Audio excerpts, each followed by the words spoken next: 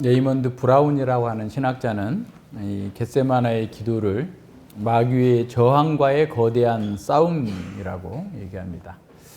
그 이유를 시험 또는 시련을 뜻하는 페이라모스라는 단어에 초점을 맞추면서 이 단어가 신약성경 전체에서 어떻게 묵시적인 전투에 사용되고 있는지를 그 증거로서 보여줍니다.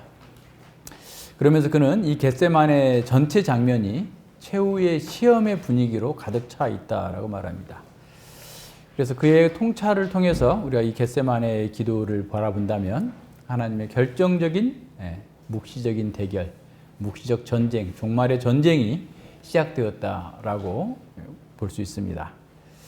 겟세마네는 이 두 가지 방식으로 시련이 시작되는 장면입니다. 첫 번째는 메시아의 헌신과 시련, 메시아의 시험 사건입니다. 두 번째는 최종적이고 마지막 심판의 이미지로서의 시련을 보여주고 있습니다. 그래서 겟세마네 얘기는, 이 기도 사건은 예수님이 그 종말론적 시간의 직면에서 어떻게 그 두려움과 싸웠는지, 어떻게 사탄의 유혹과 싸웠는지를 우리에게 보여줍니다. 예수님이 맡고 있는 이 극단적인 경험 중 일부는 하나님의 심판이라고 하는 그 무섭고 두려운 진노의 잔 속에 담겨 있습니다. 그래서 여기서 이 시험의 장면과 묵시적 전투의 그 장면 사이에는 인과적인 연결성이 있습니다. 그것을 염두에 두면서 이 본문을 보면 훨씬 더 잘 보이게 됩니다. 이런 시각으로 볼 때 하나님의 죄 없는 아들이 왜 하나님의 심판을 받으셔야 됐고 그 심판을 이렇게까지 두려워하셔야 했는가를 우리는 볼 수 있습니다. 세상 사람들은, 이 세상의 영웅들은 하나같이 죽을 때 침착하게 초연한 모습으로 죽었는데 왜 하나님의 아들이 이렇게 괴로워하면서 비통해하면서 죽으셔야 됐는가에 대해서 의문을 품기도 합니다. 소크라테스는 도망갈 수 있었는데도 도망가지 않고 악법도 법이라고 하면서 그 독약을 마심으로 죽었죠. 초연하게 죽었습니다. 그래서 그 이야기를 들은 많은 사람들이 소크라테스의 제자가 되겠다고 몰려왔다고 합니다. 우리 초대교회의 순교자들도 의연한 모습으로 죽은 것을 많이 봅니다. 사자에게 찢기면서도 기쁨으로 찬송하면서 순교를 했고, 수많은 성도들이 불에서 화형을 당하면서도 하나님을 찬송하고 자기를 죽이는 자들을 향하여서 축복하면서 죽었던 그 모습과 비교한다면 과연 신성을 가지신 예수님께서 이처럼 고통을 겪는 것이 맞나? 라고 하면서 비난하는 사람들이 역사 가운데 계속 있었습니다. 그러나 그들은 자신들의 관점으로 예수님의 고난과 이 기도를 보았기 때문에 오해한 것입니다. 본문은 그리스도의 신성과 인성이 온전히 결합된 상태에서 그것이 무엇을 의미하는지를 아주 분명하고도 온전하게 가르쳐주고 있습니다. 그래서 우리는 이 본문을 통해서 예수님의 고뇌가 얼마나 깊었던 것인지를 볼 수 있어야 됩니다. 예수님의 기도가 무엇을 의미하는지, 그리고 그 예수님의 기도를 외면하신 하나님은 어떤 마음이셨을까를 생각하면서 이 본문을 보아야 됩니다. 이 겟세마네의 기도는 제자들이 유월절 만찬에서 내 살이 찢기고 내 피를 너희가 마실 것이다 라고 하는 가르침과 십자가에 못 박혀 죽으시는 그 가르침 그 사이에 놓여져 있는 것이죠. 그래서 실제로 몸이 찢기고 피가 흐르는 그 장면 사이에 있습니다. 36절과 38절을 봅니다. 이에 예수께서 제자들과 함께 겟세마네라 하는 곳에 이르러 제자들에게 이르시되 내가 저기 가서 기도할 동안에 너희는 여기 앉아 있으라 하시고 베드로와 세베대의 두 아들을 데리고 가실새 고민하고 슬퍼하사 이에 말씀하시되 내 마음이 심히 고민하여 죽게 되었으니 너희는 여기 머물러 나와 함께 깨어 있으라 하시고 라고 말씀합니다. 이 장면은 또한 예수님이 제자들과 마지막으로 함께 있는 장면입니다. 이 장면이 끝나면 다 도망치는 거죠. 그래서 예수님이 제자들과 마지막으로 십자가에 못 박히시기 전에 함께 있었던 장소입니다. 이 감람산 기슭에 겟세마네라고 하는 동산이, 조그마한 동산이 있습니다. 이 겟세마네라고 하는 곳은 그 이름의 뜻은 기름 짜는 기계, 기름 짜는 틀인 거죠. 여러분이 이제 세계 테마 기행을 보는 것 중에 하나 유익한 게 뭐냐면 사람들이 올리브 나무, 감람나무에서 팍 털어요. 털어가지고 그거를 감람을 가져와서 그 기계가 있는 감람을 압착해서, 그러니까 아직도 2000년 전에 있던 방식으로 감람류를 짜는 데가 있는데 보니까 약간 동굴 같은 데인데 큰 그 돌을 말이 굴리게 하고 거기다가 감람 올리브 열매를 놓으면 그게 쫙 눌려져 가지고 이렇게 나오는. 그러니까 아마도 이 겟세마네는 그 위쪽으로 감람산이, 이게 전체가 감람나무가 있는 산이었을 거 아니에요. 그러니까 위쪽에서 따온 그 감람 올리브를 이렇게 방앗간처럼 압착해 가지고 기름을 짜는 곳이 있었던 곳이라고 해서 아마 올리브 겟세마네라고 불렀던 것 같아요. 올리브 짜는 기계가 있던 곳 뭐 이렇게 해서.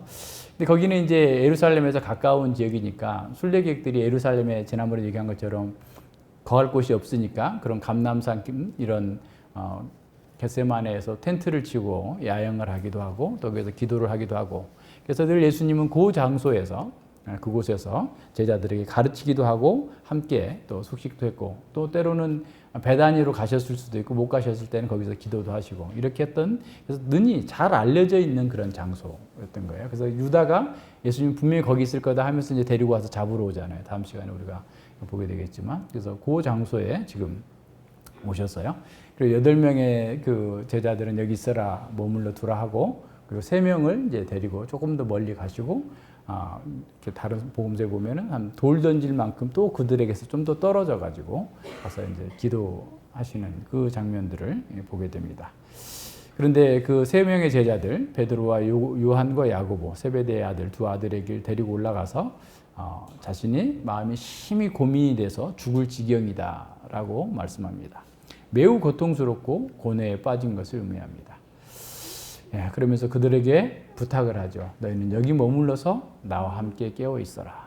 나와 함께 기도해 달라라고 얘기합니다. 그렇다면 예수님께서는 왜 이렇게 심히 고통스럽고 비통해 하셨을까?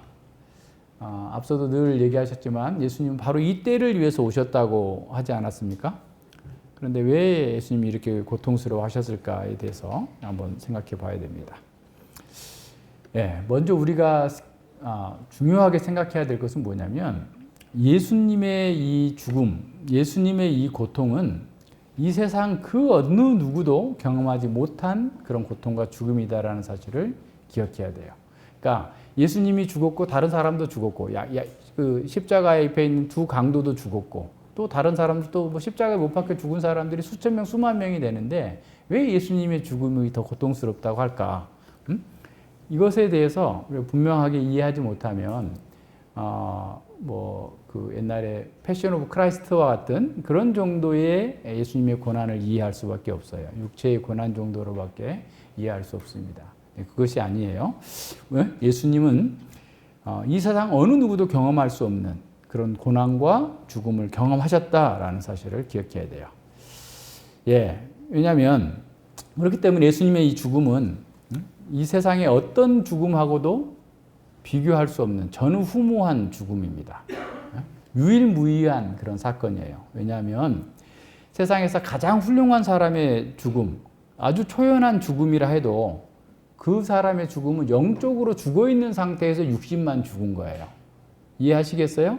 이미 1차로 확 죽어버린 상태에서 그 나머지 죽음이 진행되고 있는 상황입니다. 그죠? 뿐만 아니라 그의 죽음은 자신의 죄값으로 말미암은 죽음이에요. 그건 사망이에요. 당연히 받아야 될 죽음의 결과를 받은 거예요. 또 사람들은 죽음 후에 영원한 심판이 있다는 사실을 모르고 죽어요. 그러니까 자살도 막 하는 거예요. 지금 괴롭다고 유황불못이 벌벌 끓고 있는 그 속에서 세세 무궁토록 고난을 당해야 된다는 사실을 모르기 때문에 죽음에 대해서 가볍게 생각하면서 죽을 수 있는 거예요. 무식하면 용감한 것처럼 영원히 계속되는 그 영원한 사망의 그 고통을 알지 못하기 때문에 그 죽음에 대해서 초연할 수도 있고 죽음으로 뛰어들어갈 수도 있습니다. 하지만 예수님은 영원부터 영원까지 생명 그 자체셨어요. 완전한 생명, 완전한 영광을 갖고 계신 분이에요. 한 번도 그 생명에서 떠나신 적이 없고 한 번도 그 영광에서 벗어난 적이 없어요. 그런 분이에요. 모든 영역에서 하나님의 영광, 하나님의 생명을 극치를 누리고 있었던 하나님의 아들이셨어요. 그는 단 한 번도 성삼위 하나님, 성부 하나님과 성령 하나님께로부터 분리된 적이 없으셨어요. 그래서 예수님의 죽음은 영혼의 죽음, 가장 충만한 생명과 영광을 한꺼번에 빼앗기는 죽음이었어요. 이건 누구도 알 수 없어요. 우리가 하나님이 되어보지 않았기 때문에도 모르고 우리가 영적으로 죽어있지 않았었기 때문에도 모르고 그런 영광과 그런 생명을 경험해보지 못했기 때문에 상상해보지도 못했기 때문에 예수님의 고난에 대해서 우리는 다 알 수 없는 거예요. 더구나 예수님은 하나님과 단절되는 그 끔찍한 그 죽음을 겪으셔야 됐어요. 예수님은 그 육체의 죽음, 그것이 문제가 아니었어요. 하나님과 영원히 단절되는 그 영적인 죽음을 경험하셔야 됐고 영원 사망을 또한 겪으셔야 됐어요. 근데 그 예수님께서 그것을 모르고서 당한다면 그냥 담담히 당할 수도 있어요. 세상 사람들처럼, 일반 사람들처럼. 그러나 예수님은 그 하나님의 진노의 잔, 영원한 심판이 얼마나 끔찍한지를 그는 누구보다도 잘 아시는 분이었어요.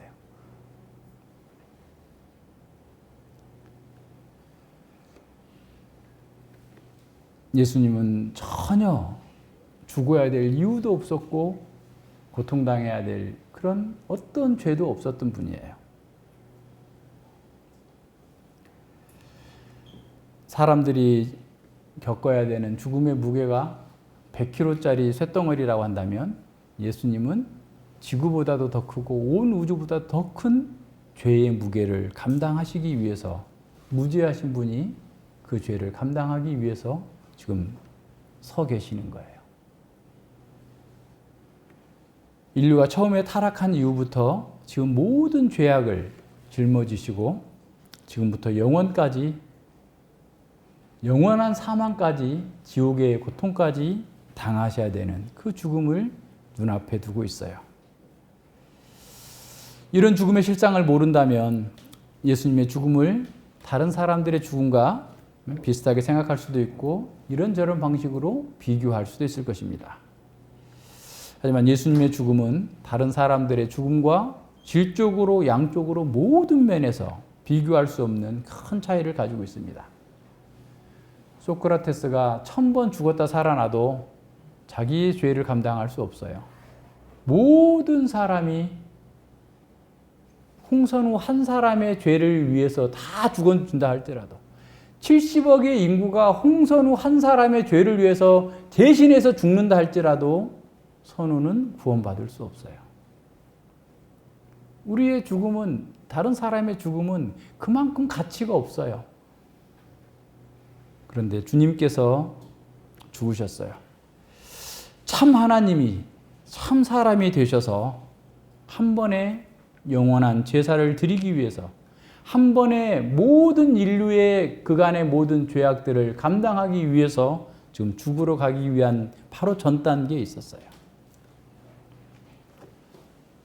우리는 앞서 영적 전쟁, 묵시적 전쟁이라고 했으니까 이 상황에서도 사단의 미혹이 있었을 거예요. 3번 기도하신 것 또한 사단이 3번 시험한 것과 동일한 대비가 있어요. 사단은 그랬을 거예요. 죽지 말고 해봐. 꼭 죽음의 길로 가야 되는 거야? 하나님께 다른 방법이 있는지 알려달라고 그래.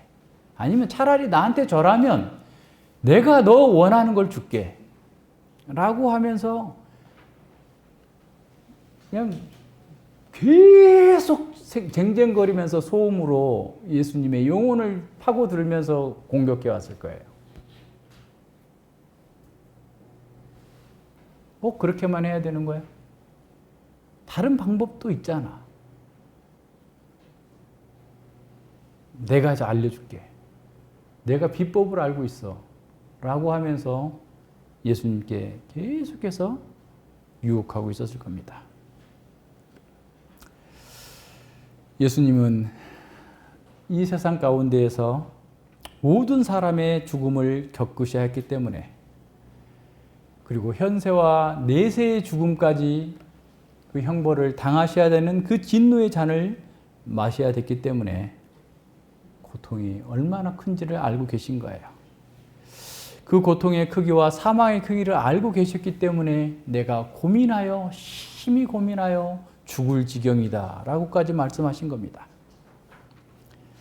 주님의 고통이 조금 와닿으십니까? 그리고 몇 달 동안을 얘기한다 할지라도 우리는 주님께서 겪으신 그 고통의 1%도 다 알지 못할 것입니다. 쉬운 예를 들면 불에 대가지고 심각한 화상을 입었던 사람, 그 사람이 불을 얼마나 무서워하겠어요. 근데 주님은 그걸 다 알고 있는 거예요.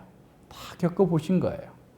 그 상황을 알기 때문에 그 고통이 하나님과의 영원한 분리, 영원한 생명을 내려놓는 것, 영광을 끊기는 것이 얼마나 고통스러운지를 알고 계셨기 때문에 이와 같이 말씀하신 겁니다. D.A. 카슨이라고 하는 학자는 죽을 정도의 슬픔을 이렇게 표현했다라고 말씀합니다. 그러니까 우리가 생각할 수 있는 가장 큰 고통이 죽음이라고 한다면 그 죽을 정도의 고통을 이렇게 표현했다라는 거예요. 하지만 예수님의 죽음과 고통은 우리로서는 상상할 수 없는 끔찍한 고통입니다. 예수님은 이런 고통을 제자들에게 알리지도 않고 그냥 기도하실 수도 있었을 거예요. 그러나 예수님은 자신이 겪는 그 고통과 비통함의 크기를 제자들에게 말씀하신 것은 특별 계시로서 자기의 고난과 죽음의 의미, 그리고 우리가 구원받을 수 있는 그 구원의 신비를 알려주시기 위해서 불어 이렇게 말씀하신 겁니다. 예수님의 기도의 내용은 매우 간략합니다. 그러나 분명한 초점은 분명합니다. 3번 기도를 통해서 하나님의 진노의 잔을 마시지 않을 수 있는 것을 구하면서도 자기 뜻대로가 아니라 하나님의 뜻대로 이루어지기를 기도하고 있습니다. 예수님의 기도의 모습은 제자들과 돌 던질 만큼 떨어진 그 자리에서 얼굴을 땅에 대고 무릎을 꿇고 기도하셨습니다. 보통 유대인들은 서서 손을 높이 들고 기도합니다. 그러나 이렇게 절박한 상황에서 무릎을 꿇고 얼굴을 땅에 대고 기도하신 겁니다. 극심한 슬픔과 괴로움을 하나님 앞에 토로하면서 기도하신 겁니다. 내 아버지여, 만일 할만하시거든 이 잔을 내게서 지나가게 하옵소서. 그러나 나의 원대로 마옵시고 아버지의 원대로 하옵소서라고 기도합니다. 이 잔을 지나가게 해달라.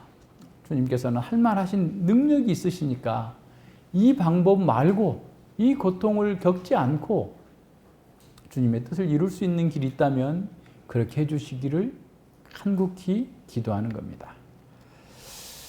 이 잔은 하나님의 진노의 잔입니다. 하나님의 진노로 영원한 죽음을 겪어야 하는 그 고통을 얘기하는 겁니다.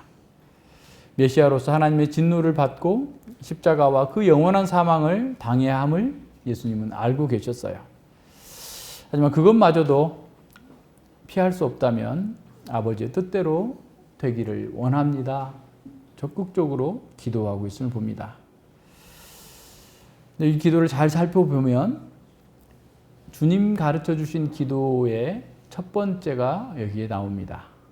첫 번째, 두 번째, 세 번째, 주님의 이름이 거룩히 여김을 받으시오며 나라의 마옵시고 뜻이 하늘에서 이루어진 것 같이 땅에서도 이루어지기를 구하는 그 기도가 내 아버지여 라고 했고, 뜻이 이루어지기를 원하나이다 라고 하는 뜻은 하나님 나라가 운영되는 뜻이기 때문에 하나님 나라도 포함되는 것이죠.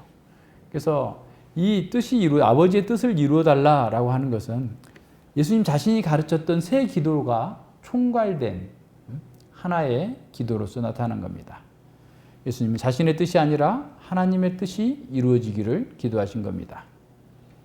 두 번째 기도의 내용은 첫 번째보다 조금 더 진전이 있습니다. 내 아버지여, 만일 내가 마시지 않고는 이 잔이 내게서 지나갈 수 없거든 아버지의 원대로 되기를 원하나이다 라고 그랬어요. 예, 자신이 마셔야 될 그 고난의 잔이, 진노의 잔이 아무리 감당하기 어려운 고통이라 할지라도 그것이 아버지의 뜻이라면 자신이 그 뜻에 순종하여 그 뜻을 이루게 해달라고 기도하고 있는 겁니다.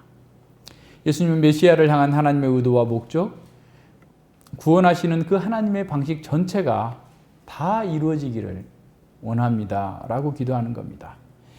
하나님의 영광과 하나님의 나라, 하나님의 뜻이 온전히 이루어지기 위해서 자신을 고난 가운데로 던지겠습니다 라고 하는 기도인 겁니다.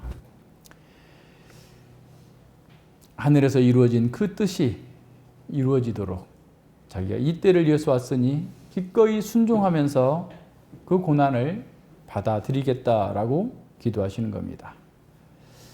예수님은 자신이 가르치신 대로 그 기도를 몸소 실천하셨습니다.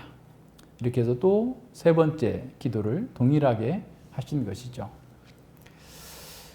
고대 근동에서 2번 반복하는 것은 아주 큰 강조라고 그랬죠. 3번 반복하는 것은 최고이자 궁극적인 것이 되게 하는 겁니다. 그래서 이사야 6장에서 거룩하다 거룩하다 거룩하다 라고 하는 것은 그 거룩하신 하나님의 그 궁극적인 목적이자 완전함을 나타내는 것이죠. 요한계시록에서 666이라고 했을 때 인간의 한계, 죄의 그 한계를 어떻게 보면 궁극적으로 보여주고 있는 거죠. 예수님의 세 번째 기도는 강인하고 인내하는 기도의 궁극적인 본이 됩니다. 세 번의 기도는 우리가 끝까지 주님을 붙들고 인내하면서 나아가야 된다는 것을 가르쳐 주는 겁니다. 누가는 겟세마네 기도에서 예수님의 모습을 이렇게 표현하고 있습니다. 예수께서 힘쓰고 애써 더욱 간절히 기도하시니 땀이 땅에 떨어지는 핏방울같이 되었더라. 땀이 땅에 떨어지는 핏방울같이 되었더라. 그래서 어떤 학자는 거기가 올리브 기름 짜는 곳이니까 예수님이 기름을 다 쏟을 정도로, 피를 다 쏟을 정도로 기도했다라는 것으로 연결시키기도 합니다. 힘쓰고 애쓰다라는 말은 고통에 해당하는 헬라어 아고니아인데 이것은 육상이나 어떤 경기를 할 때 출발 신호를 기다리면서 집중해서 그 초긴장 상태로 있는 그 상태를 의미한다고 합니다. 이게 워낙 긴장이 되니까 고통의 의미를 담고 있다는 것이죠.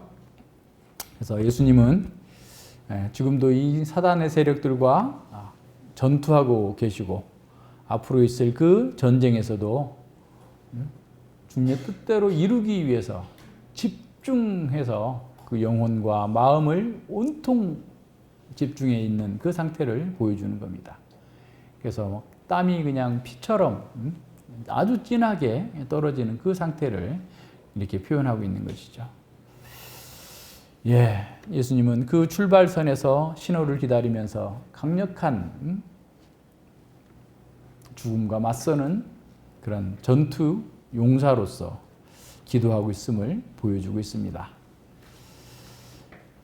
예수님은 영적 전쟁을 위해서 이렇게 기도하면서 싸워 나갔습니다. 전심전력을 다해서 세상보다 더 큰 고통을 짊어지기 위해서 이렇게 준비하신 겁니다. 예수님의 모든 영혼과 마음, 근육과 뼈들은 다가올 그 전쟁을 준비하면서 긴장하고 너무나 긴장되어 가지고 마치 부러질 정도로 팽팽하게 지금 있는 그 상태를 보여줍니다. 예수님의 이 십자가에서의 고통과 승리는 이렇게 고통스러운 투쟁, 기도로서 준비하였기에 승리할 수 있었던 겁니다. 예수님의 세 번의 기도는 강인하고 궁극적인 능력을 얻는 기도의 본이 됩니다. 반면 베드로의 세 번의 부인은 자기 중심적인 자존감의 그 확신이 얼마나 쉽게 붕괴될 수 있는지를 보여주고 있습니다. 주님의 기도와 베드로의 그 장담을 대조하면서 우리 자신을 봅니다. 우리는 좀 어디에 있는지 살펴볼 수 있습니다. 세 번째로 우리는 제자들의 연약함과 하나님의 침묵을 볼 수 있습니다. 제자들의 모습을 살펴봅니다. 예수님은 제자들에게 함께 머물러 깨어 기도하라고 하셨습니다. 하지만 그들은 모두 다 자고 있었습니다. 예수님께서 베드로에게 이렇게 말씀하십니다. 너희가 나와 함께 1시 동안도 깨어 있을 수 없는, 이렇게 깨어 있을 수 없더냐. 시험에 들지 않게 깨어 있어 기도하라. 마음은 온이로되 육신은 약하도다. 예수님은 땀방울이 핏방울처럼 진액을 쏟으면서 기도에 집중하셨는데 제자들은 남의 일처럼 모두가 다 자고 있습니다. 그들도 예수님과 같이 간절히 기도해야만 하는 그런 처지였어요. 그들 중에 하나가 예수님을 팔 거라는 경고를 받았고 그들이 모두가 다 예수님 때문에 걸러 넘어질 것이다. 오늘 밤이 지나기 전에 너희가 다 나를 버리리라 라는 경고를 들었습니다. 그렇다면 이런 상황에서 그 어느 때보다도 기도에 집중해야 될 그런 상황이었습니다. 하지만 그들은 그간 받은 충격 때문인지 아니면 밤에 잠을 자지 못한 피로감 때문인지 깨어있지 못했습니다. 예수님 제자들에게 시험에 들지 않게 깨어 기도하라 라고 말씀하셨습니다. 예수님을 버리고 부인할 것을 이미 경고해 주셨어요. 베드로는 모든 사람이 다 버린다 할지라도 저는 주님이 죽는 데까지 함께 가겠습니다 라고 장담했었어요. 하지만 그는 주님을 부인하지 않도록, 주님을 버리지 않도록 깨어서 기도하라고 말씀해 주시는데도 기도하지 못하고 실패하고 있습니다. 이렇게 제자들이 주님의 말씀과 경고를 들었지만 자만하여서 기도하지 않는다면 어떤 시험에서든지 실패하는 것은 어쩌면 당연한 일일 것입니다. 예수님은 베드로의 상태에 대해서 이렇게 진단합니다. 마음은 온이로되 육신이 약하도다. 제자들은 마음으로야 주님과 함께 죽겠다고 그렇게 결단할 수 있었을 겁니다. 그러나 이렇게 연약한 육체를 가지고 있기 때문에 기도해야 됨에도 불구하고 기도하지 않습니다. 더욱 간절히 기도해야 될 상황에서도 기도하지 않는 겁니다. 우리도 마찬가지죠. 현재 우리는 육신을 입고 있는 한 기도 없이는 주님을 따를 수 없습니다. 기도 없이는 주님의 뜻을 행할 수 없습니다. 기도해야 됨에도 우리도 역시 마음은 온유로되 육신은 약하니까 어쩔 수 없습니다 라고 하면서 변명하고 있는 것은 아닌지 돌아봐야 됩니다. 제자들은 위기에 처해 있었습니다. 예수님을 버리고 예수님을 부인하는 엄청난 일이 기다리고 있었어요. 이때보다도 위험한 때는 없었습니다. 주기도문의 두 번째 나오는 부분, 우리에게 일용할 양식을 주옵시고 우리가 우리에게 죄 지은 자를 사하여 준 것 같이 우리를 사하여 주시고 우리를 시험에 들게 말게 하옵시고 다만 악에서 구하옵소서 라고 하는 이 두 번째 기도의 마지막이 또한 시험에 들지 말게 하옵시고. 그러면 이 두 번째 부분의 마지막 기도는 우리가 일용할 양식, 사죄의 은혜 다 포함하고 있는 또한 총괄적인 기도입니다. 다시 말하면 예수님께서는 너희가 하나님의 나라와 의를 구하는 위에서 너희에게 필요한 모든 것들 다 구하되 특별히 시험에 들지 않게 악에게 지지 않도록 기도하라 라고 가르쳐 주시고 있는 거예요. 예수님은 우리가 이 구원받은 삶에 대해서도 항상 깨어있고 항상 순종하기를 원한다면 이렇게 깨어서 기도해야 된다라고 가르치고 있습니다. 우리가 시련을 겪고 힘든 고난을 당하면 우리가 부름받은 자리에서 도망치거나 우리의 사명을 버리고 떠나버리고 싶은 유혹을 받게 됩니다. 그런 유혹에 굴복하지 않기 위해서 우리는 깨어서 기도해야 된다라고 주님은 명령하시는 겁니다. 예수님은 제자들도 자신과 함께 기도하기를 바라면서 겟세마네 동산에서 같이 그들과 함께 계셨습니다. 그러나 제자들은 주님과 함께 기도하지 못했어요. 예수님은 3번씩이나 제자들에게 함께 기도하자라고 하였으나 그들은 3번씩이나 다 잠들어 버렸습니다. 예수님은 그들에게 이제 자고 쉬어라. 보라, 때가 가까웠으니 인자가 죄인의 손에 팔리우리라 라고 말씀합니다. 이제 자고 쉬라 라는 말이 3가지 문법적으로 3가지 방식으로 번역이 될 수가 있어요. 첫 번째는 명령법입니다. 자고 쉬라라는 말이 명령법이고요. 두 번째는 직설법으로 번역할 수 있는데 직설법은 너희는 아직도 자고 쉬고 있구나 라는 의미고 의문법으로 번역하게 되면 아직도 자고 쉬는 중이냐라는 뜻입니다.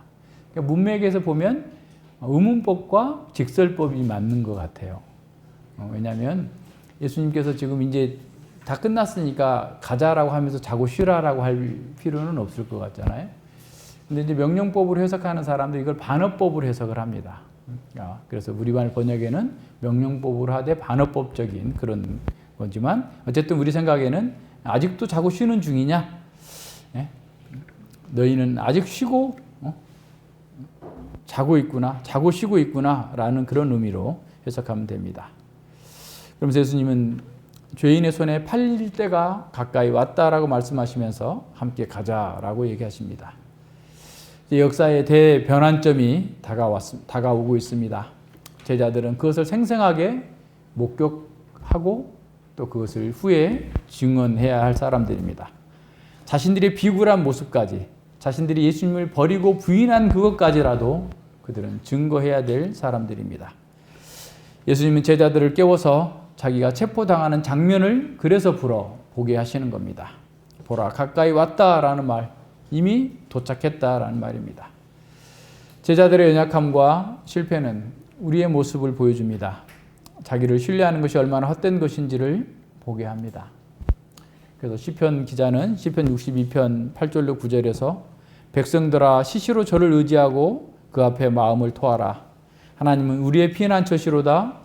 진실로 천한 자도 헛되고 높은 자도 거짓되니 저울에 달면 들려 입김보다 경하리로다.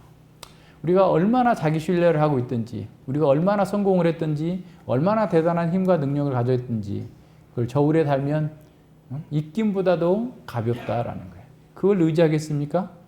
시시로 주님을 의지하라. 항상 주님을 의지하라 라는 말씀입니다. 하나님은 예수님의 기도에 침묵하셨습니다. 3번씩이나 죽을 힘을 다해서 간절히 기도하는 이 예수님의 기도에 왜 하나님은 침묵하셨을까? 하나님의 침묵은 어떤 의미가 있을까? 하나님은 유일한 아들이 이렇게 비통하게 부르짖고 계실 때 어디 가셨는가? 왜 침묵하시는가? 그리고 예수님은 이 하나님의 침묵에 어떻게 반응하셨는지를 우리는 살펴봐야 됩니다. 하나님의 침묵이 하나님의 부재를 뜻하는 것은 결코 아닙니다. 하나님의 침묵은 하나님의 고통을 대변하는 또 다른 방법입니다. 침묵은 하나님의 고통을 더욱 강력하게 나타내주는 하나의 방식입니다. 예수님은 그 하나님의 침묵, 그것을 무응답으로 여기지 않으셨습니다. 오히려 예수님은 그것이 하나님의 뜻이라고 받아들이셨어요. 다시 말해서 예수님께서는 하나님의 침묵이 곧 그에게 응답이었습니다. 하나님의 침묵 속에서 하나님은 아버지로서의 자신의 고통을 전달해 주셨습니다. 하나님의 침묵 속에서 우리를 구원하시려고 하는 하나님의 사랑이 전달되었습니다. 그래서 예수님은 그의 하나님을 아버지라 부르는 것을 부끄러워하지 않고 더 신뢰하며 나아갔습니다. 성경을 잘 살펴보면 하나님의 고통이 없이 하나님의 종들이 고통받는 일은 없습니다. 그것은 우리에게도 마찬가지입니다. 극심한 고통 속에서 우리가 심한 탄식과 눈물로 부르짖을 때 하나님께서 침묵하실 수 있습니다. 그래서 우리도 여호와여 어느 때까지니까 라고 울부짖을 수 있습니다. 그러나 그때 하나님께서 우리를 떠나셨거나 우리를 버린 것이 아니라는 사실을 기억해야 됩니다. 하나님은 그 침묵 속에서 우리의 고통에 참여하십니다. 하나님은 그 침묵 속에서 우리를 향한 사랑을 나타내 보이십니다. 하나님은 어떤 방식으로든 우리에게 선을 이루어 주시는 분이십니다. 하나님의 침묵을 우리는 속단해서는 안 됩니다. 예수님께서 가셨던 것처럼 침묵하시는 하나님의 의도를 파악하고 하나님의 뜻대로 내 뜻이 아니고 아버지의 뜻대로 하옵소서 하고 우리는 우리의 길을 가는 겁니다. 요한계시록 6장 9절과 11절에 보면 요한은 5번째 인을 떼실 때의 상황을 이렇게 기록해서 보여줍니다. 5째 인을 떼실 때 내가 보니 하나님의 말씀과 저희의 가진 증거를 인하여 죽임을 당한 영혼들이 제단 아래에 있어 큰 소리로 불러 가로되 거룩하고 참되신 대주제여 땅에 거하는 자들을 심판하여 우리 피를 신원하여 주지 아니하시기를 어느 때까지 하시려나이까. 우리 피를 신원하여 주지 아니하시기를 어느 때까지 하시나이까 라고 호소하고 부르짖고 있습니다. 그랬더니 각각 저희에게 흰 두루마리를 주시며, 흰 두루마리, 승리의 옷을 주시는 거예요. 순결한 왕의 옷을 주시는 겁니다. 아직 잠시 동안 쉬되 너희 동무 종들과 형제들도 자기처럼 죽임을 받아 그 수가 차기까지 하라 하시더라 그랬어요. 하나님께서 침묵하시지만 흰 두루마리를 주시면서 조금만 더 기다려라 라고 말씀하고 있습니다. 우리도 간절히 기도하고 있는데 하나님께서 침묵하시고 개입하지 않으실 때 미리 낭망해서는 안 됩니다. 하나님께서는 우리의 기도를 듣지 않으시는 것이 아닙니다. 우리의 기도를 다 듣고 계십니다. 그리고 그때도 침묵하실 때에도 우리에게 가장 필요한 것, 가장 선한 일을 이루어 가고 계시다는 사실을 기억해야 됩니다. 하나님께서는 우리를 위해서 이 역사를 종결시키실 겁니다. 우리를 위해서 하나님 나라가 완성에 이르도록 하실 겁니다. 그리고 우리를 대적하는 모든 사람들과 세력들은 심판하시기 위해서 준비하고 계십니다. 그것을 요한계시록 8장 3절로 5절에서 요한은 이렇게 말합니다. 또 다른 천사가 와서 제단 곁에 서서 금향로를 가지고 많은 향을 받았으니 이는 모든 성도의 기도들과 합하여 보좌 앞 금단에 드리고자 함이라 그랬어요. 아마도 이 요한계시록 편지를 받고 있는 수많은 고난 중에 있는 성도들은 우리가 이렇게 기도하고 있는데 왜 하나님은 개입하지 않으십니까? 왜 하나님은 우리를 고난 가운데 두고 계십니까? 왜 침묵하고 계십니까? 라고 탄식하고 있는 독자들이 있었을 거예요. 하나님께서 응답해 주시는 거예요. 너희 기도가 공중에서 사라져버리는 연기와 같지 않고 이와 같이 금향로에 가득 담겨서 주님 앞에 올라가고 있으니 조금만 기다려라. 그 향연이 성도의 기도와 함께 천사의 손으로부터 하나님 앞으로 올라가는지라. 너희의 기도가 떨어지지 않고 하나님의 보좌 앞으로 올라가고 있다라고 하는 사실을 보여줍니다. 그리고 그 향로를 가져갔던 천사가 단에 있는 불, 제단에서 짐승을 태웠던 그 불을 담아다가 땅에 쏟으니까 땅에 뇌성과 음성과 번개와 지진이 나서 심판이 이루어지고 있는 것을 보게 됩니다. 마찬가지입니다. 우리의 기도가 당장 응답되지 않더라도 천사가 들고 있는 그 금향로에 담겨서 하나님 보좌로 올라가고 있다는 사실을 기억하라라는 겁니다. 더 중요한 것은 이 성도들의 기도를 통해서 하나님의 구속 역사가 더 강력하게 전진하고 있다는 사실입니다.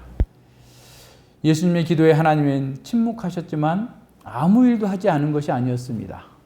하나님은 그 침묵 속에서 영원한 하나님의 경륜을 성취하시는 그 결정적인 그 때를 위하여 준비하고 계셨습니다.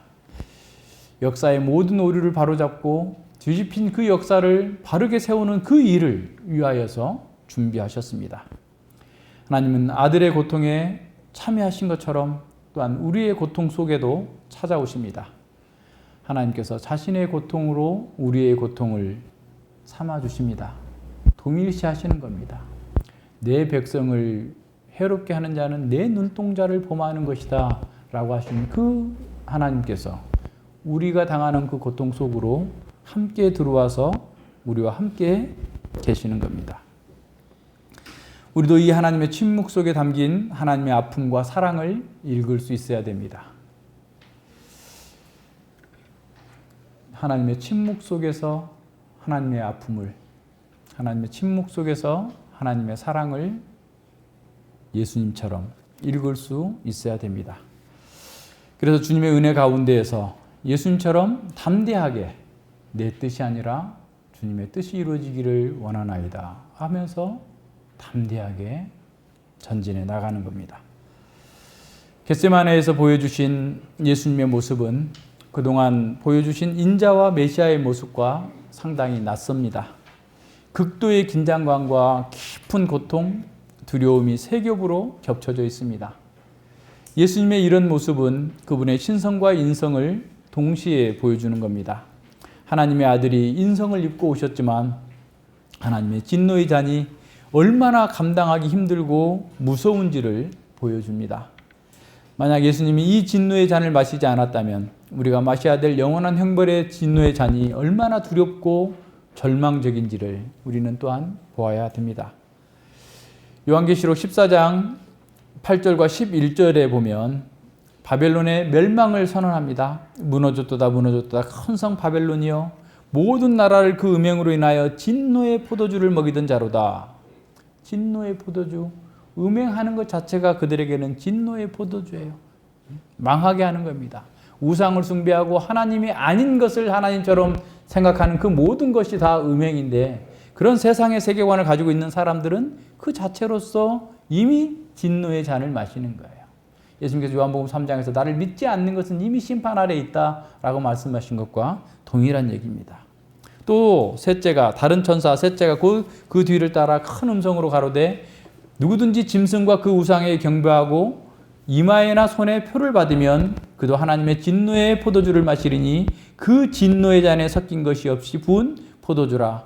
거룩한 천사들 앞과 어린 양 앞에서 불과 유황으로 고난을 받으리니 이 고난의 연기가 세세토록 올라가리로다. 짐승과 그의 우상에 경배하고 그 이름의 표를 받는 자는 누구든지 밤낮 쉼을 얻지 못하리라 그랬어요. 예, 우리 역시 큰 음녀 바벨론, 세상에 속한 자들이었습니다. 바벨론에 사는 것 자체가 진노의 포도주를 마시는 그런 행동이었습니다. 자기 파멸적인 삶이었습니다. 짐승과 우상에 경배하고 이마와 손에 표를 받는 것은 짐승의 세계관, 세상의 세계관을 따라 사는 것을 의미합니다. 따라서 세상을 따라 살았던 우리 모두는 이 땅에서 진노의 자식이었고 종말에 영원한 진노의 잔을 마실 수밖에 없는 자들이었습니다. 우리는 영원한 불과 유황으로 세세토록 고난과 형벌을 받아야만 했던 마땅한 그런 운명이었습니다. 그런데 거룩한 하나님의 아들이 오셔서 그리스도로 오셔서 극한의 고통과 영원한 사망을 대신해서 당해 주셨습니다. 우리가 마셔야 될 그 진노의 잔을 마셨습니다. 그리스도의 고난은 우리를 구원하시고 우리를 깨끗게 하셨습니다. 그리스도의 고난은 우리가 받아야 할 영원한 형벌의 무게를 감당하신 속죄의 제사였습니다. 우리가 죽어서 영원한 형벌 가운데 떨어진다고 해도 우리의 죄에 대한 하나님의 공의의 심판은 끝나지 않습니다. 우리의 죄값을 갚을 수 없기 때문에 그렇습니다. 예수님은 인류가 타락한 이후에 켜켜이 쌓인 죄를 심판하시는 진노의 잔을 다 마셨습니다. 영원한 생명과 능력을 가진 분만이 이 인생의 모든 죄악들을 감당하시고 구원할 수 있습니다. 그래서 그리스도의 십자가만이 우리 구원의 유일한 근거가 되는 것입니다. 예수님께서 경험하신 극한의 고통과 비애는 또한 우리에게 구원과 위로가 됩니다. 예수님의 고통과 아픔을 하나님께 그대로 토로하셨기에 우리도 하나님께 우리의 고통과 아픔을 토로할 수 있습니다. 그리스도의 제자인 우리도 수많은 고통과 도전이 엄습할 수 있습니다. 그때 우리도 눈물로 호소하면서 하나님께 나아갈 수 있습니다. 히브리서 기자는 예수님의 모습을 이렇게 표현합니다. 그는 육체에 계실 때에 자기를 죽음에서 능히 구원하실 이에게 심한 통곡과 눈물로 간구와 소원을 올렸고 그의 경외하심을 인하여 들으심을 얻었느니라 라고 말씀합니다. 마찬가지입니다. 우리도 예수님 안에서 동일한 은혜의 약속을 받았습니다. 우리가 얻지 못한다면 예수님께 기도하지 않아서이고 구해도 잘못 얻지 못한다면 받지 못한다면 하나님의 뜻이 아니라 자기 뜻을 이루기 위해서 정욕을 위해서 구하고 있기 때문은 아닌지 살펴봐야 됩니다. 예수님은 시편과 자신이 가르쳤던 그 기도를 공식화된 그 말씀으로 기도하셨어요. 그래서 시편은 우리에게 우리의 기도를 인도해 주는 거예요. 인용을 하지 않았지만 시편 42편, 43편에 있는 하나님께 호소하는 그 호소가 이 기도 속에 담겨 있습니다. 여러분 각주 성경 있으면 시편 42편 5절과 6절에 동일한 표현이 들어 있어요. 그리고 예수님은 가르치신 대로 사셨고 또 기도하셨고 실천하셨어요. 예수님은 제자인 우리가 어떻게 기도할 것이며 어떻게 실천할 것인지를 가르쳐 주셨습니다. 예수님은 우리가 어떻게 시험으로 찾아오는 영적 전투에 대비해야 되는지를 가르쳐 주셨습니다. 성경은 모든 영적 전투의 시작은 기도에서 출발해야 한다고 가르칩니다. 기도와 삶이 하나로 연결되어 있을 때 우리는 가장 잘 무장되어 있는 겁니다. 내가 기도하는 대로 살고 있을 때, 내가 삶 속에서 기도하고 있다면 우리는 영적으로 잘 무장되어 있는 사람입니다. 기도와 삶이 하나가 되었을 때 우리가 승리할 수 있습니다. 예수님은 바로 그것을 겟세마네의 기도에서 보여주셨습니다. 또한 예수님은 함께 깨어서 기도하라라고 말씀하셨습니다. 사적인 언어가 있을 수 없는 것처럼 사적인 기도도 없습니다. 사적인 언어는 불가능한 거예요. 혼잣말은 할 수 있겠지만 언어란 누군가에게 영향을 미치고 관계를 이어주는 소통의 통로가 언어예요. 마찬가지예요. 사적인 기도, 혼자서 그냥 중언부언하는 기도, 그건 기도가 아니에요. 입으로 발설된 모든 말은 복합체적인 체험 공동체 안에서 어떤 식으로든 의미의 파장을 만들어내고 영향을 미칩니다. 모든 말은 관계를 형성하고 공동체를 형성합니다. 기도도 마찬가지입니다. 기도는 하나님께서 우리에게 말씀하시고 우리의 말을 귀 기울여 들으신다는 그 정황을 전제하면서 초월적인 하나님께, 초월적인 하늘에 계신 그 하나님께 올려드리는 우리의 언어입니다. 이렇게 참된 기도는 어떤 형식으로든 하나님께 영향을 미칩니다. 동시에 그 기도는 그리스도의 몸된 공동체의 언어가 됩니다. 우리가 개인적으로 하나님께 기도할지라도 하나님께서는 교회 공동체의 언어로 받아주시는 겁니다. 이걸 늘 기억해야 됩니다. 요한복음 15장 16절과 17절을 봅니다. 너희가 나를 택한 것이 아니오 내가 너희를 택하여 세웠나니 이는 너희로 가서 과실을 맺게 하고 또 너희 과실이 항상 있게 하여 내 이름으로 아버지께 무엇을 구하든지 다 얻게 하려 함이라. 내가 이것을 너희에게 명함은 너희가 서로 사랑하게 하려 함이로다.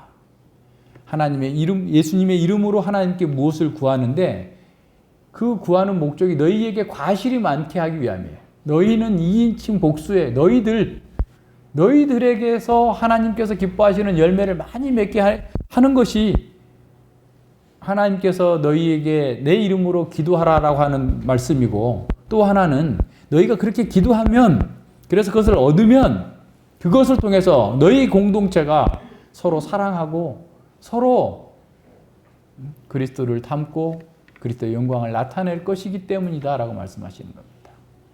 기도는 사적인 언어가 아닙니다. 공동체의 언어라는 사실을 늘 기억해야 됩니다. 우리의 기도는 그리스도와 함께 할 때만 하나님께서 들어주십니다. 요한복음 16장 23절 24절입니다. 이르노니 너희가 무엇이든지 아버지께 구하는 것은 내 이름으로 주시리라. 지금까지는 너희가 내 이름으로 아무것도 구하지 아니하였으나 구하라. 그리하면 받으리니 너희 기쁨이 충만하리로다. 너희가 사랑하리로다. 이제는 기쁨이 충만하리로다. 평강이 충만하리로다. 너희가 기도할 때 너희 공동체가 기쁨이 충만할 것이고 너희 공동체가 주님의 이름 안에서 복을 누리게 될 것이다 라고 말씀하십니다. 따라서 말씀을 받는 공동체와 단절된 기도는 허공을 맴돌다 땅으로 떨어질 뿐입니다. 그런 기도는 하나님과의 복된 교제로 나아갈 수 없습니다. 이방인의 기도처럼 화려한 미사오구를 사용하고 대단한 말들을 토해내겠지만 하나님과 충만한 교제로 이어질 수 없습니다. 충만한 교제로 이어져야만 우리가 지금 여기서 예수님께서 말씀하신 기쁨을 얻을 수 있고 사랑을 나눌 수 있고 진정한 행복을 누릴 수 있게 되는 겁니다. 기도는 공동체를 형성하고 공동체를 훈련하는데 꼭 필요한 활동입니다. 기도는 개인을 필요로 하지만 개인에서 시작되지도 개인으로 끝나지도 않습니다. 우리의 영적 생명은 공동체 안에서 태어나서 공동체로 양육을 받습니다. 기도는 성삼위 하나님께서 하나님의 그 내적 교제로 우리를 이끌어 갑니다. 하나님의 사랑의 내적 교제 가운데로 우리를 이끌어 가는 거예요. 그리고 기도는 교회의 공동체 안에 있는 다른 지체들과 연합하여서 그 지체들을 회복시키고 치유하도록 이끌어 갑니다. 우리의 기도는 나중에 일어날 일, 그 새하늘과 새 땅의 복락을 우리의 영혼의 깊은 곳에서 미리 맛보게 합니다. 왜냐하면 새하늘과 새 땅에는 하나님께서 계시잖아요. 우리가 기도를 통해서 하나님의 보좌에 담대히 나가기 때문에 그 보좌 안에서 하나님 안에서 누리는 요한계시록 21장 22장에 있는 그 복을 지금 여기서 기도를 통해서 누리는 것이 됩니다. 기도가 없다면 우리가 얻은 과거의 구원은 향수처럼 되어버리고 미래에 이루어지게 될 그 하나님 나라는 환상이 되고 맙니다. 왜냐하면 지금 여기서 경험할 수가 없기 때문에 그래요. 지금 과거에 얻은 구원은 기도를 통해서 지금 여기서 우리가 누려져야 되고 장차 누리게 될 하나님 나라는 기도를 통해서 지금 우리가 미리 맛보아야 되기 때문에 그런 거예요.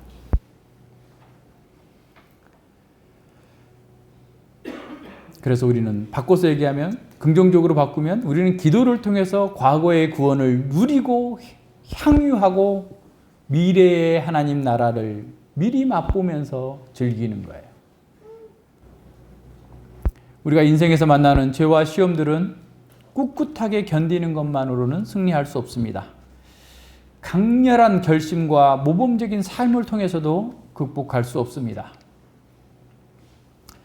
우리의 기도는 하나님을 향하지만 그러나 동시에 인생의 표면 아래 감추어져 있는 문제의 본질을 꿰뚫어 볼 수 있게 합니다. 그래서 기도는 우리의 시면에 깊이 감추어져 있는 문제를 보게 보는 또 다른 방법입니다. 이 말을 이해하실 수 있을지 모르겠어요. 기도하는 사람만이 자기의 죄악의 깊이를 이해할 수 있습니다. 그 죄악 속에 감춰져 있는 외식과 유선과 자기 과장을 볼 수 있습니다. 우리의 외적인 행동과 달리 기도는 즉각적인 평가나 검증을 받지 않습니다.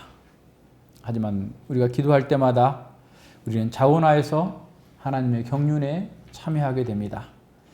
하나님의 역사 가운데에서 정확하게 무엇을 하시는지 어떻게 하시는지 우리가 다 알지 못해도 자발적으로 자원하여 그 하나님 나라의 사업에 참여하는 것이 됩니다. 따라서 기도 없는 행동은 그저 피상적인 분주함과 겉만 번지르한 외식에 불과합니다. 기도 없이도 효과적인 행동을 산출할 수 있고 놀라운 성취를 이룰 수 있습니다. 그러나 그것은 하나님의 나라가 아닌 자기의 성취로 자기 나라로 끝나고 맙니다. 하나님과 교제가 없기 때문에 내면의 인격의 변화가 이루어지지 않습니다. 여전히 자기 중심성과 자기 연민에서 벗어나지 못합니다. 그런 사람은 하나님의 뜻과 하나님의 방식이 이루어지는 것을 기뻐하지 않습니다. 기도가 없으면 하나님의 이름이 거룩히 여김을 받고 하나님의 나라가 임하고 하나님의 뜻이 이루어지는 방식 안으로 자신을 던져 넣을 수 없습니다. 우리도 마음은 원이로 돼 육신이 연약한 자들입니다. 우리도 자주 시험에 떨어지고 사단의 괴계를 파악하지 못해서 넘어질 수 있습니다. 그런 우리를 위해서 예수님께서 대신 죽어주셨고 예수님께서 기도해 주시기 때문에 우리는 아주 넘어지지는 않습니다. 그러나 우리는 더욱더 적극적이고 능동적인 그리스도의 군사가 되도록 부르심을 받았습니다. 예수님의 기도가 우리의 기도가 되어야 되고 예수님의 승리가 우리의 승리가 되어야 됩니다. 예수님의 기도는 우리가 직면한 역경과 시험에 우리가 어떻게 반응해야 되는지 모범을 보여주시는 것입니다. 우리가 극한의 고통에 직면할지라도 자기 뜻보다 하나님의 뜻을 구한다면 우리는 이미 그 안에서 예수님의 승리에 참여하고 있는 것입니다. 우리가 아버지의 뜻을 구할 때 하나님은 세상을 견디어내고 세상을 능가할 수 있는 힘을 주십니다. 우리가 이 시험과 영적 전투에 직면해서 주님처럼 기도하고 죽음을 통과해야 하는 그런 시험의 상황에서도 하나님의 뜻을 구한다면 진정한 승리를 얻게 될 것입니다. 이렇게 기도로 준비된 사람은 자기 연민과 세상의 풍조와 세상의 유행 같은 하찮은 것들에 흔들리지 않게 될 것입니다. 꿋꿋하게 십자가의 길, 좁은 길로 나아가게 될 것입니다. 기도합니다. 예, 하나님 아버지, 주님께서 겟세마네에서 얼굴을 땅에 대시고 무릎을 꿇고 심히 통곡하면서 하나님께 기도하셨습니다.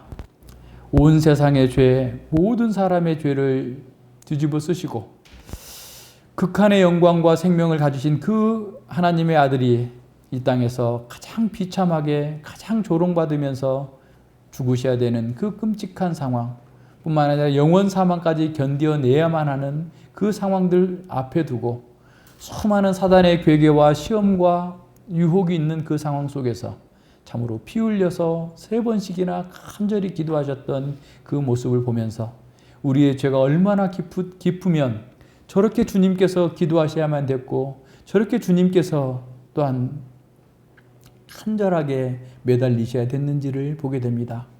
또한 하나님의 침묵 속에서 하나님의 사랑과 하나님의 고통을 봅니다. 우리가 무엇이간데 그 아들의 고통을 눈감아 버리시고 우리를 구원하시기 위하여서 그를 사지로 내모시는 그 하나님의 사랑을 우리의 마음 깊이 깨닫게 하여 주시옵소서.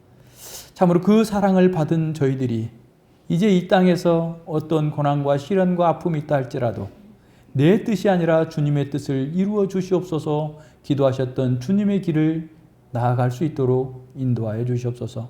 주님께서 우리를 위해서 죽어주신 그 은혜가 우리가 이 땅에서 참으로 지금 기도를 통해서 하나님 보좌로 나아갈 수 있고 참으로 지금 극치에 이르게 될 그 하나님의 나라의 영광을 미리 맛볼 수 있다는 사실을 기억하면서 기도하지 않고 전투에 참여하려고 하는 우리의 어리석음들을 깨뜨리게 하여 주시고 날마다 주님을 붙들고 날마다 주님을 바라보면서 기도하면서 주님 안에 승리하며 나아갈 수 있도록 저희들을 붙들어 주시옵소서.